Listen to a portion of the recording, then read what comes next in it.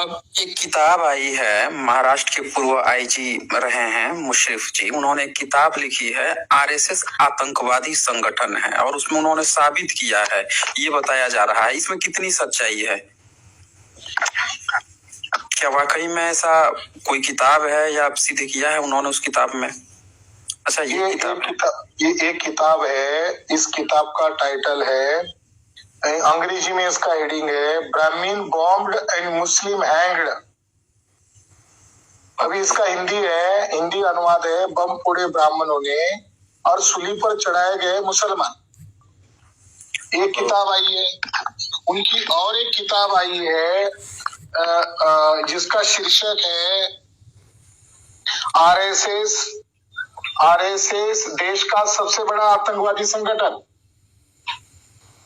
Okay, writer वही है मुशर्रफ साहब ही है।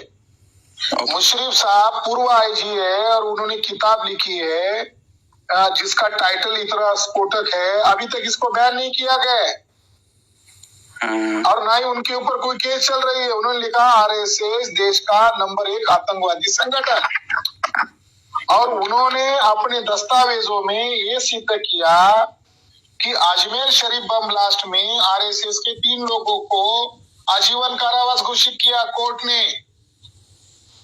तो कानूनन रूप से आरएसएस टेररिस्ट ऑर्गेनाइजेशन है।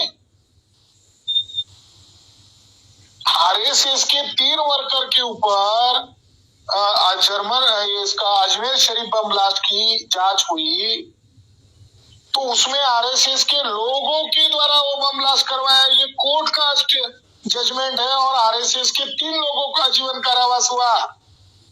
तो आरएसएस ये प्रमाणित है कि वो ये प्रमाणित है कि वो आरएसएस के ही थे। ऐसा तो नहीं है कि आरएसएस ने वो आरएसएस के ही थे, वो आरएसएस के ही थे। उसमें एक सुनील जोशी जो मध्य प्रदेश का था, वो आरएसएस का फुल टाइमर था।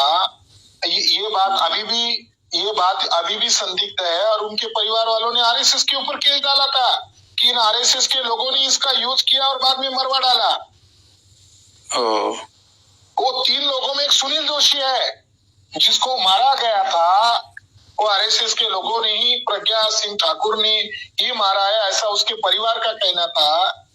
सन 2006 में नांदेड़ में राजू कोंडुरवार नामक वो आरएसएस का वर्कर था। आरएसएस के वर्कर के घर में और रात को बम बना रहे थे, और गलती से बनाते बनाते वो फट गया।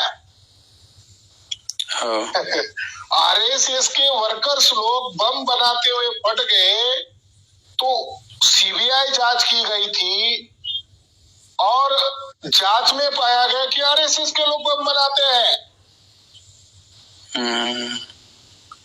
जो आरडीएक्स होता है, वो आरडीएक्स मार्केट में नहीं मिलता, आरडीएक्स मिलिट्री के पास होता है। अभी तक तो फिल्मों में यही दिखाया गया था कि भाई बम तो आतंकवादी बनाते हैं। तो आतंकवादी बनाते हैं, वो जो आतंकवादी, वो कौन है? Lieutenant colonel Prasad Purohit, military का कर्नल है, प्रज्ञा सिंह ठाकुर, सुनील जोशी, रमेश उपाध्याय, असीमानंद उर्फ आशीष चटर्जी। ये आरएसएस का जो सेकंड चीफ है मोहन भागवत के बाद, वो इंद्रेश कुमार। असीमानंद ने तो हलफनामा लिख के दिया था कोर्ट में कि मोहन भागवत के कहने पर ही मैंने 21 जगह बम ब्लास्ट किए। बताइए, ये तो बहुत बड़ी सबूत हो गया फिर तो, ये जब खुद ही बोल रहा है। और मुशर्रफ साहब ने फरीदाबाद में 2008 को एक गुप्त मीटिंग हुआ था, और उस गुप्त मीटिंग में ये डिस्कशन किया गया है। वो सारा उनके पास 48 ऑडियो और वीडियो मिले। ये मीटिंग करते थे, उसके वीडियोग्राफी बनाकर रखते थे। तो उसमें फरीदाबाद की मीटिंग के अंदर बीजेपी के लोग इन्वॉल्व थे। केवल आरएसएस के लोग ही टेररिस्ट नहीं है, बीजेपी भी टेररिस्ट ऑर्गेनाइजेशन है। फरीदाबाद के मीटिंग के अंदर मीटिंग चल रही थी, तब एक बीजेपी का एमपी उस मीटिंग में इन्वॉल्व हुआ, और पुरोहित ने उसका इंट्रोड्यूस किया कि ये माननीय सांसद है बीजेपी के और हमारे हैं। तो बड़ी आश्चर्य की बात है कि बीजेपी के लोग, और उसमें पुरोहित ने कबूल किया कि मेरी भागवत जी के साथ मीटिंग हुई, उसमें यह भी कबूल किया गया कि हैदराबाद के मस्जिद में हम लोगों ने बम ब्लास्ट किया, जगह जगह अजमेर एक समझौता एक्सप्रेस में हमने बम ब्लास्ट किया। वो सारा मैन्युस्क्रिप्ट करके कोर्ट में पेश किया गया। इन लोगों के ऊपर, आरएसएस से संबंधित लोगों के ऊपर केवल बम ब्लास्ट का आरोप नहीं है, बल्कि उनके ऊपर देशद्रोह और संविधान बदलने की साजिश रचना, ये भी आरोप है। केवल बम ब्लास्ट का आरोप नहीं है। उसके अंदर पेज नंबर 61 पर पुरोहित कहता है, we will fight this constitution, we will fight this nation is not ours. हम संविधान से लड़ेंगे, देश से लड़ना होगा, क्योंकि देश हमारा नहीं है। बाहर ये हिंदू हिंदू चिल्लाता है भागवत, मगर उसका आदमी गुप्त मीटिंग में कह रहा है हमारा हिंदू मकसद नहीं है, क्योंकि ये ब्राह्मणों का भारत है ही नहीं। पुरोहित ने आगे लिखा 64 पर, we have to fight the constitution, we have to fight for our independence. कितनी आश्चर्य की बात है। पुरोहित कह रहा है गुप्त मीटिंग में हमें संविधान से लड़ना होगा, हमें अपनी आजादी के लिए लड़ना होगा। यानी ब्राह्मण लोग, जो टेररिस्ट ब्राह्मण लोग जो बम ब्लास्ट कर रहे थे, वो संविधान को नष्ट करना ही आजादी मान रहे थे।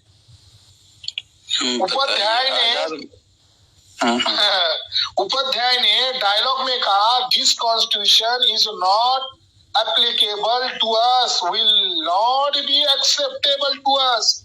Another constitution will come into place, then Hindu Rashtra is established.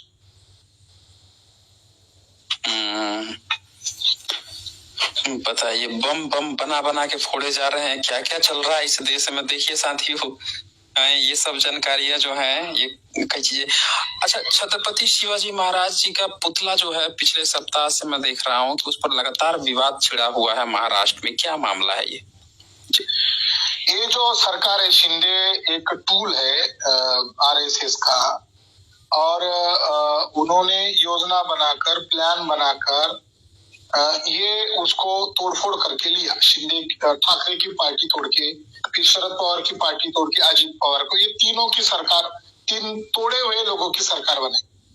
इसमें जो आपटे नामक एक युवा था, जो शिंदे का भी करीबी था और आरएसएस का वर्कर था, और उसके पास कोई तजुर्बा नहीं था, और नेवी विभाग के द्वारा कोंकण रीजन में पुतला, समुद्र के किनारे उधर पुतला खड़ा करने की नेवी विभाग के द्वारा ये किया गया, ऐसा बीजेपी गवर्नमेंट कह रहे हैं।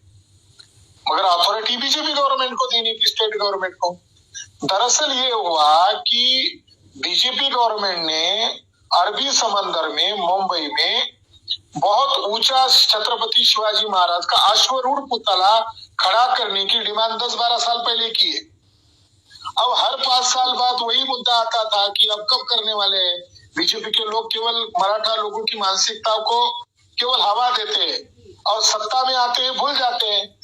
तो मोदी को लगा, बीजेपी को लगा कि 2019 का चुनाव अगर जीतना है तो उन्होंने आनन फानन में नेवी विभाग को माध्यम करके उन्होंने कोंकण रीजन में, मुंबई के थोड़े आगे, वहां पर ये पुतला बनाया, और ये पुतला आपटे नामक आरएसएस के वर्कर के द्वारा बनाया। अब वो एकदम कार्टून है, वो छत्रपति शिवाजी महाराज का किसी भी नजर में वो पुतला भी नहीं लगता। वो ऐसा हाथ खड़ा किया हुआ है और वो पैर पर खड़ा है।